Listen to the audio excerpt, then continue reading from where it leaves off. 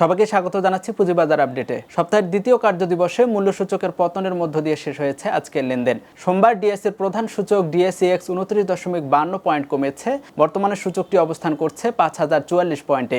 এছাড়া ডিএসইর অপর সূচক ডিএসইএস 8.88 পয়েন্ট কমে 1126 পয়েন্টে এবং ডিএস30 সূচক 9.14 পয়েন্ট কমে 1863 পয়েন্টে অবস্থান করছে।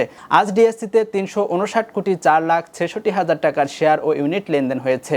আগের দিবসে লেনদেন হয়েছিল 351 কোটি 8,41,000 টাকার। এদিন ডিএসইতে মোট 397টি কোম্পানির শেয়ার ও ইউনিট হাতবদল হয়েছে। লেনদেনে অংশ নেওয়া প্রতিষ্ঠানগুলোর মধ্যে দর বেড়েছে 103টি কোম্পানির, বিপরীতে 234টি কোম্পানির দর কমেছে। পাশাপাশি 60টি প্রতিষ্ঠানের শেয়ার ও ইউনিটের দর অপরিবর্তিত রয়েছে। অপরদিকে সিএসইতে 114 প্রতিষ্ঠানের শেয়ারের দর পতনে সার্বিক মূল্যসূচক দাঁড়িয়েছে 14,135 পয়েন্টে। এদিন মাত্র 47টি প্রতিষ্ঠানের শেয়ার দর বৃদ্ধি পেয়েছে, সেই সাথে 37টি প্রতিষ্ঠানের শেয়ার দর অপরিবর্তিত ছিল।